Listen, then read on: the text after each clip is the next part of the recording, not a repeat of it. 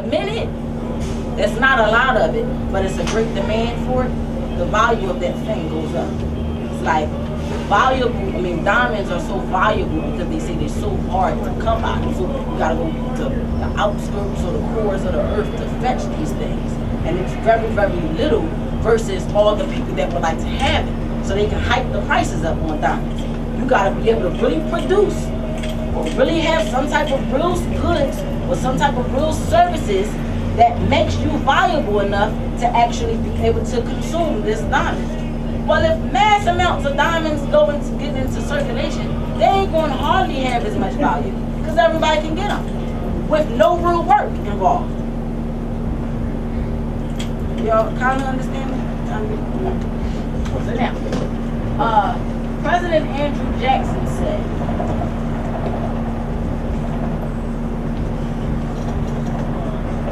okay, when this was a technical difficulty, so I don't even know what that was supposed to say right there. But basically, the many millions which this act proposes to bestow, but this is what the problem is. It was supposed to be words right here. All right, so I'm going to just skip this paragraph over here. For years, between the presidency of Andrew Jackson up to the presidency of Woodrow Wilson, there were several battles and conflicts, not only about who would manage and maintain control over the people's money supply, but a battle against private bankers who were non-citizens in America but natives of Europe, trying to set up a private central bank in the United States. Centralized banking was met with much opposition from politicians who were suspicious of a central bank and who charged that Aldrich was basically this guy that studied money and currency, basically, was biased due to his close ties to wealthy bankers such as J.P. Morgan and his daughter's marriage to John D. Rockefeller. I know everybody heard of Rockefeller before. In 1910, Aldrich, an executive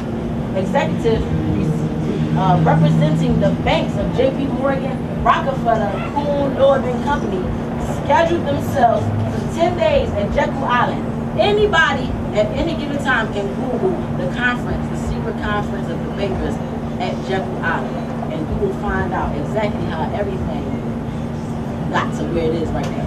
It was, at the beginning, was this one secret meeting held at Jekyll Island, where these private bankers, which are private business people, private corporations, set together and devised up a plan on how to keep the people, keep the money in circulation, and how to keep, because actually, as long as you have to work in order to make money valuable, and the banks are printing money, actually, the banks are your employers. Until you make a fair exchange of goods and services versus the money that's printed, and I'm talking about and balance it out. Until you do that, which you would never be able to do, because like I said, they just keep printing money on top of money, on top of money, on top of money, and the people generally just cannot catch up with valuables, with goods and services to make the money valuable. They cannot catch up. So always we're working constantly to pay back the bank. To pay back the bank goods and services to make their money that's in circulation valuable. These are presidents of the past, quotes of the presidents about the banks. Thomas Jefferson, this is what he said about banks. If the American people ever allow private banks to control the issue of their currency, first by inflation, then by deflation, banks will deprive the people of all property until their children wake up homeless on the continent their fathers conquered. Now, is it just me, or is more homelessness, is homelessness more prevalent today? People that look, it's like you look at people and just try to figure out how the hell did you get here? It's people, young people, homeless, People, I ride up and down the boulevard every day, and I'm talking about people got their girlfriends out there, they got their children out there, holding up signs. What happened? Wait, but you the only vessel, you the homeless person. It's the only, shit, you the only person that can build a house. So how did the house own you? How did it get to a point where you can't live because somebody tells you that you owe them? But you are the only unlimited potential to produce anything. All things in the economy, in the land, in the world is directly based on some human, some real live thing. This issuing power should be taken from the banks and restored to the people to whom it properly belongs. This was Thomas Jefferson in 1809. I believe that banking institutions are more dangerous to our liberties than standing armies. The modern day theory of the perpetuation of debt has drenched the earth with blood and crushed its inhabitants under burdens ever accumulating. And y'all know what burdens I'm talking about. The burden to pay the damn bills, the lights they on, burdens to child support, all that stuff. And at the bottom line, again, what good is Pico energy if nobody needed to use the light? What good is PGW if I didn't need to cook a damn thing? So how I owe you? Wait, how do I owe you when I'm the unlimited vessel of all production of goods and services? When I'm the unlimited thing, how do I owe you, a limited corporation, for servicing me? Something that I created you to do. Everybody, wait, PGW can't just run on its own. It got to be some human being sitting behind somebody's computer, sitting behind a desk, sitting behind, shit. It got to be some human being to even build the goddamn building. It got to be some human being, however the gas gets to my house, it got to be some human being to get it there. So at the core, everything in circulation is supposed to go right back to the thing that it came from, the person. Abraham Lincoln.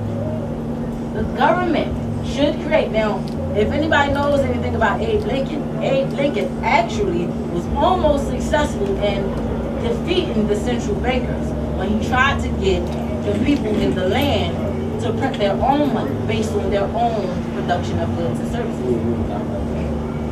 Well, he's dead now, obviously. And he's dead now. I shouldn't need to say much more about why he's dead. Killed in cold blood, shot in the back of his head, all that. They got him out of here. So, the government should create, time out. Anybody in here has any idea what he's talking about when he say the government? People, the people. No. Wait a minute. The people that rule us are supposed to be delegated by the people. So the government is a collective definition for all the people. What the people is. But listen, as soon as we say something about the economy is collapsing, they ain't giving out welfare checks no more, whatever, we automatically say it's the government, not knowing that we're talking about us. But this is how suppressed our education has been. They have stopped teaching us so that we can sit here and say stuff like, it's the government. Why? Because they want you to leave it to them. Leave it to them to rule us. And as long as they... The government, the people, the government is the people, should create, issue, and circulate all the currency and credits needed to satisfy the spending power of the government. The government, which is the people. The people, as a matter of fact, everybody in here, if you have some type of skill or some type of service that you can provide in the community, you should be able to print your own money. Simply based on the fact that I am a productive individual. So my money, my paper, my promise to pay whoever it is that I'm giving it to holds weight based on whatever service I can produce. And it should be to satisfy the spending power of the government and the buying power of the consumers. By the adoption of these principles, the taxpayers will be saved immense sums of interest. Money will cease to be master and become the servant. Money will cease to be master and become the servant of humanity, where it's supposed to be. Again, money is just the medium to exchange whatever skills and services you have already in your mind. How did the money get power over you to where now you're working day and night to get this one thing they said was money? And you're working day and night simply because long time ago, generation upon generations back, you agreed when the gold and silver stamp was outlawed, you agreed that you would be productive enough to make the money valuable. And they just print it. It's just like taking one person's promise. It's like taking one person's promise to, okay, I promise you that when I get off or when I get out of whatever I'm doing, I'm gonna come and I'm gonna cut your hair. I promise you that. Now I have to produce that for you. You take and tell 15 other damn people, I promise to cut their hairs too. I can't do but so much in a certain genre of time. And this is what the money is. Where you started out probably being able to, see in the beginning when the money got inflated and it became too much money in circulation, if they had just said, wait a minute, there's an imbalance, we don't have enough apples and oranges over here, but we got 5 times the amount of dollars right now, what we're going to do is we're going to stop printing the money for a second and let the natural rhythm of the products groom themselves up and to make the balance. No, instead of them doing that, they did what they just said, fuck it. Fiat money, they're going to pay at a later date. Let's just keep printing. Such and such over here, it's like a downward spiral. Theodore Roosevelt, issue of currency should be lodged. Here again, lodged with the government and be protected from domination by Wall Street. We are opposed to provisions which will place our currency and credit system in private hands. Now here's where the problem is with Woodrow Wilson. And this is what he said. Remember I said, first of all, the national debt was at 0 under Andrew Jackson. He got it to where as though the amount of money that was in circulation was equal to whatever goods and services the people was exchanging. That was fine. Between Andrew Jackson, though, on up to Woodrow Wilson, there was a constant battle back and forth between who would control the money supply, which basically means instead of everybody running around with their own mediums of exchange, because you could have just done it like that, shit, I could just have pens. I could have a whole bunch of pens and use them as a medium of exchange if somebody agreed to accept that. Somebody else could have, I got a whole closet full of sneakers. I'm gonna need you to give me some rice. I see you wear a size 6. Here's the money I have. If as long as is agreed upon in the contract, anything can be money. The problem came in though where they wanted to centralize, wanted to have everybody under one currency, one medium of exchange.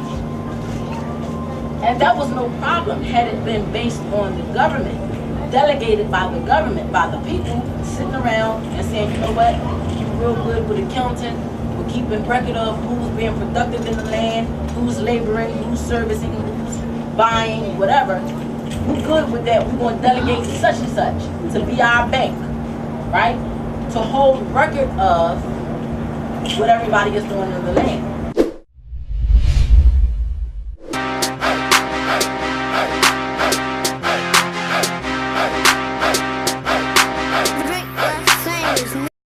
right off the Broadway sub stop, Philadelphia, PA. Shot so loud you would think it was a club spot. African Americans, although we all over the web, we the hood librarians. We ship to prisons too.